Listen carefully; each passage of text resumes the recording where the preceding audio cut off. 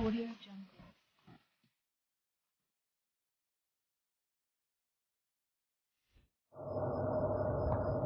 नमस्कार, मैं प्रदीप कुमार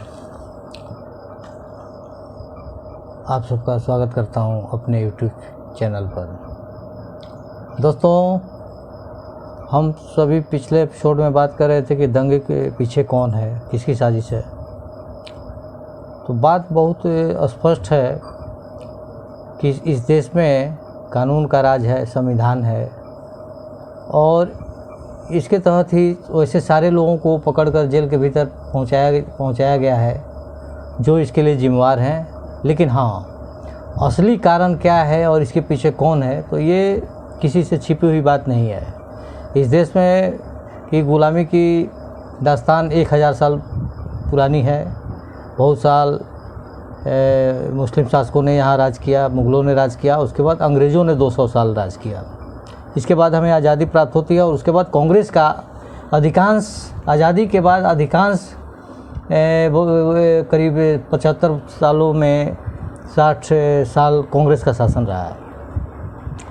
और कांग्रेस राज यानी दंगा राज, राष्ट्रपति शासन राज, या फिर आप कह सकते हैं कि सिमी या पीएफआई जैसे संगठनों का उदय इन्हीं लोग की देन है। या और भी बहुत सारे मुद्दे जैसे पंजाब में आतंकवाद का, जम्मू कश्मीर का आतंकवाद, या पूरे देश में जो सारी जगह दंगा फसाद शुरू से ही, आज़ादी के पहले से जो शुरू हुआ वो अभी तक जारी है। आज भी हम उससे पीड़ित हैं।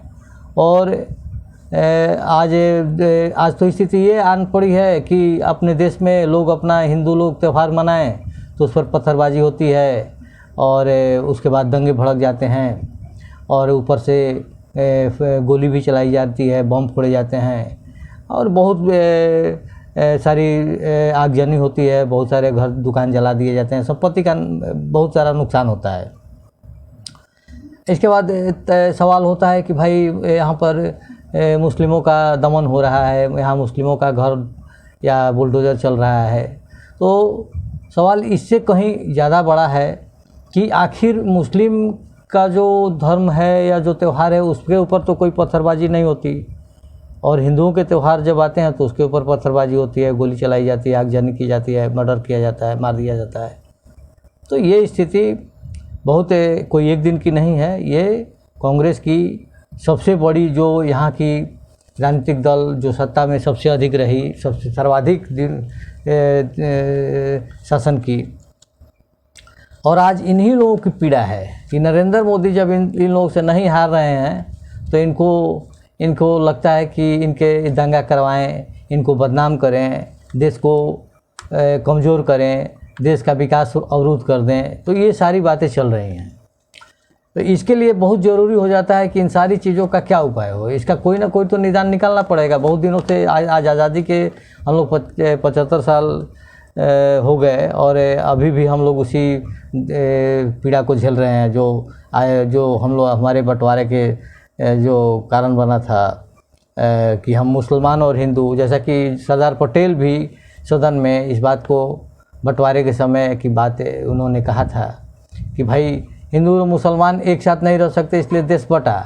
और उसके बाद भी अब जो यहाँ मुसलमान रह गए वही शरिया कानून, वही उनकी जो इस्लामिक कानून, या उसी जो अपनी मनमानी जो फतवा जारी करके अपना समाज को रूढ़िवादी बनाए रखो, या उसके महिलाओं का अधिकारों का अतिक्रमण करके उनको दबा करके, या बहुत सारी जो इनका इस्लामी या चरमपंथ या कट्टरता के साथ जीने का जो इनका तरीका है। तो ये सरदार पटेल ने भी कहा था कि अगर आप इसी आधार पर, इसी के लिए धर्म देश का बंटवारा हुआ और आपको 35% ज़मीन का टुकड़ा मिला, जबकि उस समय 23% आबादी देश का विभाजन के बाद पाकिस्तान और बांग्लादेश ग्रुप में के तरफ गई थी। तो आज उन्होंने कहा था कि नहीं रह सकते तो आप वहाँ चले जाइए। लेकिन कट्टरता, तो इसका तो कोई मतलब अर्थ निकला ही नहीं कि बंटवारा भी हो गया, उसके बाद भी देश को उसका कुछ लाभ नहीं मिला या किसी को कोई लाभ नहीं मिला। ठीक है, अब हम धर्मनिरपेक्ष है, बाद में देश को संविधान में जोड़ करके धर्मनिरपेक्ष बना दिया गया और कहा कि देश धर्मनिरपेक्ष है। तो ये मनमानी किया गया। फिर भी हम धर्मनिरपेक्ष थे, हम कभी भी कट्टर नहीं था। हिंदुस्तान या यहाँ के जो मूल बहुसंख्यक आबादी कभी भी कट्टरता के साथ किसी के साथ बर्ताव नहीं की है। और इसके बहुत सारे धार्मिक स्थल को तोड़ करके इतिहास में बहुत सारे नुकसान पहुँचाए गए। तो ये तो बातें हुई, लेकिन आज अब एक सत्ता अपना काम कर रही है, एक शासन चुनी हुई लोकतांत्रिक सरकार काम कर रही है, तो उसके साथ ये किया जा रहा है कि नहीं आप सत्ता में कैसे बने रहेंगे, आपको रोकने का काम ये लोग एक प्रकार से चल रहा है। तो ये भी बात सच है कि आज पूरी दुनिया नफरत की आग में जल रही है। चारों तरफ युद्ध का वातावरण है, तृतीय विश्व युद्ध की एक प्रकार से बिगुल बज रही है। और लेकिन इसी परिस्थिति में आज देश की स्थिति ये भी आन पड़ी है कि हमारे देश की पूरी दुनिया में कि सभी लोग नई दिल्ली की तरफ देख रहे हैं। पूरा यूरोप, पूरा अमेरिका, सभी लगभग सभी दुनिया के सभी शक्तिशाली देशों के नेता भारत आ रहे हैं, नई दिल्ली आ रहे हैं रूस और यूक्रेन के युद्ध के बीच। और चारों तरफ माने एक प्रकार से भारत को और नज़र दिखाए, सभी लोगों की नज़र भारत की तरफ है। क्या कि भारत से सबको उम्मीद है कि शांति यहीं से आएगी, या भारत के चाहने पर ही रूस और यूक्रेन का युद्ध को रुक पाएगा। तो बात ये सारी बातें एक साथ चल रही हैं। और उसमें सबसे मुख्य बिंदु ये है कि सारा दुनिया भारत सभी में एक प्रकार से भारत सबको विश्वास भी पैदा कर रहा है। अमेरिका के राष्ट्रपति से लेकर के ब्रिटेन के राष्ट्रपति, ब्रिटेन के प्रधानमंत्री हों, सभी लोग भारत की ओर देख रहे हैं। यहाँ तक कि आप कह सकते हैं कि चीन भी आज एक भारत की ओर, भारत से अब उसको पता चल चुका है कि हम बिना भारत के माने हमारा पूरी दुनिया भारत की शक्ति को स्वीकार करने के लिए तैयार खड़ा है। उसका जो रुख है वो ऐसा नहीं है कि वो उसको पता नहीं है कि भारत कहाँ खड़ा है और भारत के बिना हम क्या कर सकते हैं। भारत के साथ लड़ करके उसको पता चल चुका है कि भारत की लड़ाई से सीधे टकराव में उसकी कहीं से भी अब जीत नहीं पाएगा। तो सारा स्थिति बदल रही है। भारत एक पूरी दुनिया में एक साथ 50 देशों को वैक्सीन भी दे रहा है। तो स्थिति ये आन पड़ी है कि आखिर हाँ इसका निदान क्या हो। तो एक प्रकार से देखा जाए तो आज हम लोग समान नागरिक संहिता ही एकमात्र इसका उपाय है कि आखिर इस कट्टरता, इस दंगा या इस जो इनका इस सोच को कैसे बदला जाए, क्योंकि इनको रहना तो यहीं है। इनके पास ये भी हमारे ही अंग हैं, इस देश के नागरिक हैं, जाएंगे कहाँ। सबको देश का विकास भी करना है, इनका भी विकास हो, सबका विकास हो। तो ये समान नागरिक संहिता एक बहुत ही जो दशकों पहले हो जाना चाहिए था, वह अभी तक नहीं हुआ। ये अम्बेडकर का, स्वर्गीय बाबा साहब अम्बेडकर का भी सपना था। उन्होंने ही संविधान जब 23 नवंबर 1948 को उन्होंने ही भी इस बात को रेखांकित किया था। संविधान के सभा की जब बहस चल रही थी और इसमें समान नागरिक संहिता के ऊपर जब चर्चा चल रही थी, तो बहुत सारे इसके पक्ष और विपक्ष में लोग खड़े थे। लेकिन बाबा साहब ने कहा कि नहीं, ये भारत के संविधान का अंग होना चाहिए और इसको लागू किया जाना चाहिए। तत्पश्चात इस बहस के बाद इसको छोड़ दिया गया कि चलिए इसे राज्य अपने स्तर से लागू करें और देश भी। लेकिन राज्य के लागू करने से मामला सॉल्व नहीं होगा। इसके लिए हमको व्यापक स्तर पर एक पार्लियामेंट के द्वारा कानून बनाना होगा ताकि सबको सब अधिकार एक समान हो जाए, सबका एक जैसा कानून, सबके ऊपर सबका। अब ये नहीं हो कि हिंदुओं के लिए एक विवाह, शादी विवाह, तलाक के लिए अलग कानून है, मुस्लिमों के लिए अलग है, ईसाइयों के लिए अलग है, पारसियों के लिए अलग है। तो ये इसके फ़ायदे या फिर जो भी दहेज का या तलाक का, गुजारा भत्ता, गोद लेने, संपत्ति, सबका अलग अलग सबके लिए अलग कानून है।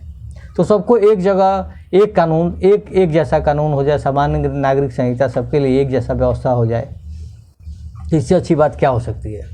लेकिन इससे भी बहुत लोगों को तकलीफ़ है, भाई हमारा शरिया का क्या होगा, हमारा ईसाइयों का क्या होगा, हमारा लेकिन गोवा एक उदाहरण है। अपने ही देश में गोवा में समान नागरिक संहिता लागू है, लेकिन पूरी तरह से इसे पूरे देश के नागरिकों के लिए एक जैसा कानून हो जाए तो ये बहुत बड़ी आवश्यकता है, बहुत बड़ी आवश्यकता है देश के विकास के लिए, देश में समरसता के लिए, देश में सबके धार्मिक स्थल की सुरक्षा के लिए, सबकी धर्म की आज़ादी के लिए, या सबके पढ़ने लिखने, सबका शादी विवाह का एक कानून, सबका एक जैसा, एक उम्र की हो जाएगी, लड़के लड़के की शादी की उम्र एक हो जाएगी।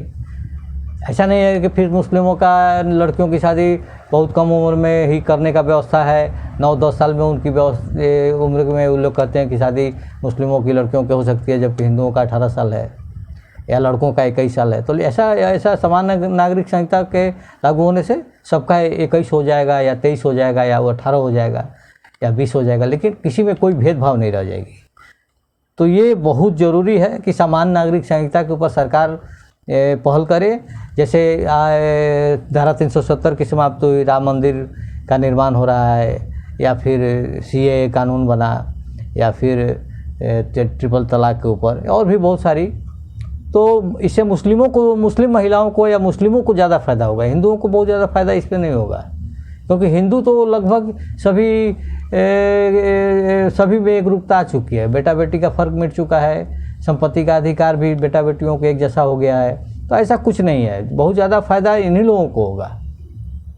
और हाँ, एक फ़ायदा होगा कि देश एक कानून से चलेगा और ये विवाद नहीं होगा कि फिर ये आपके लिए शरिया हमारे लिए होगा, उनके लिए कुछ और होगा, और इस प्रकार से न्यायालय का भी काम आसान हो जाएगा। बहुत सारे केस जो कम समय में ही सॉल्व कर लिए जाएंगे। तो कांग्रेस और कांग्रेसियों का जो ये घाव है, इस देश को जो घाव मिला है, उसे ठीक करने के लिए उसे जल्द उस पीड़ा से बाहर निकलने की ज़रूरत है। और हमें अपने सभी कुकर्मों के लिए हमेशा इस तरह से कितना देर आखिर लड़ाई लड़ते रहेंगे हम, किस प्रकार से आखिर कैसे कहीं ना कहीं तो सहमति बना करके देश के लिए आगे बढ़ना होगा। तो ये सारी बातें महाशक्तियाँ, अभी सभी महाशक्तियाँ भारत की तरफ देख रही हैं, भारत के विकास दर के से सबको उसका लाभ मिलने की बात हो, सब पूरी दुनिया देख रही है कि भारत के विकास में ही पूरी दुनिया का विकास चारों तरफ से इनके ऊपर, हमारा अनाज हो या इंडस्ट्रियल ग्रोथ हो या जो भी है। तो ये सारी बातें पूरी दुनिया भारत की ओर देख रही है, और इसे डिस्टर्ब करने के लिए भारत की जो आंतरिक शक्तियां हैं, जो इस देश को तोड़ने की, या जो इस देश को आज तक माने इतिहास से लेकर भूगोल को यहाँ तक कि सामने अच्छे तरह से इसको तोड़ मरोड़ करके रखा गया, उसे दुरुस्त करके आगे बढ़ने की ज़रूरत है। और जितना जल्दी हो सके हम इस समान नागरिक संहिता को लेकर आगे बढ़ें, ये अपने देश के हित के लिए रहेगा और सबके हित के लिए रहेगा, ऐसा नहीं है किसी एक वर्ग के लिए। आज लगभग देखिए कि दंगा फसाद के बाद आज लोग तिरंगा यात्रा लेकर निकल रहे हैं, तो बहुत अच्छी बात है। इसी को बनाए रखने की ज़रूरत है, इसी के साथ आप आगे बढ़िए, एक स्पिरिट हो, एक आपकी एकता, आप एकता के साथ हम रहें, क्या दिक्कत है। लेकिन यही तो दिक्कत है कि एक तरफ फतवा भी जारी होता है, एक तरफ PFI भी है, एक तरफ सिमी भी है, दूसरी तरफ ओवैसी जैसे लोग हैं, और तीसरी तरफ सबसे बड़ी तो कांग्रेस है।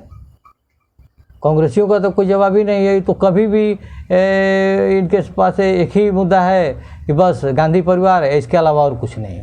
गांधी परिवार का इतिहास, गांधी परिवार का भूगोल, गांधी परिवार का देश, गांधी परिवार का वोट, गांधी परिवार का हिंदुस्तान या भारत, इसके आगे यहाँ कोई लोकतंत्र, कोई डेमोक्रेसी, कोई संविधान, कोई कानून, यहाँ रोज़ ही कानूनी का दुहाई लोग देता है, और रोज़ ये सब अब चिल्ला रहा है। अभी सबके पास कोई इस तरह की अभी सबका डेमोक्रेसी में पोल खुल गया, ये सबके भ्रष्टाचार का पोल खुल गया, ये सब किस प्रकार से सारे संस्थान इनके एक परिवार के नाम पर था। तो ये लोग अब खलबली मचा रहे हैं, देश को माने अस्थिर कर रहे हैं, दंगा में की आग में झोंक रहे हैं। दंगा की शुरुआत राजस्थान के करौली से होती है और यहाँ फैलती चली जाती है, और किस कारणों से होती है, बहुत छोटी कारण, कोई कारण नहीं था। अब चुपचाप प्रोसेशन जा रहा था, शोभा यात्रा जा रही थी, उसको वहाँ पर डिस्टर्ब किया गया। यही सिलसिला, एक ही पैटर्न पूरे देश में चलता रहा। तो आज हमें सोचना पड़ेगा कि इसे इसे बाहर आने के लिए सरकार को सोचना चाहिए। सरकार के पास बहुमत है, सरकार के पास सब कुछ है, सरकार ने करके दिखाया भी है। बहुत सारी जो इनके घोषणा पत्र में था वह सब इन्होंने लागू किया है। तो नरेंद्र मोदी जी को इस पर सोचना चाहिए, प्रधानमंत्री को सोचना चाहिए, देखना चाहिए। देश बड़ा है, देश के आगे किसी की कोई औकात नहीं है। देश के बाद ही कुछ भी आता है। तो ये स्थिति को हमें समझना पड़ेगा, हम सबको इसके लिए तैयार होना चाहिए और इसकी बहुत सख्त ज़रूरत है कि हम समान नागरिक संहिता के साथ आगे बढ़ें और इसे जल्द से जल्द कानून के रूप में पार्लियामेंट से आए। राज्य सरकार लाती है तो उससे 10-20% ही सुधार होगा, क्योंकि उनका जो शक्तियां हैं वे सारे कानूनों को अमेंड नहीं कर पाएंगी। इसलिए बहुत ज़रूरी हो जाता है कि केंद्र सरकार इसे लाए और इस पर आगे बढ़े और यह देश हित में होगा। आज के लिए इतना ही, नमस्कार। हाँ, एक बार इसे ज़रूर इसे देखें और लाइक करें, शेयर करें और सब्सक्राइब करें कृपया। यही आज के लिए इतना ही।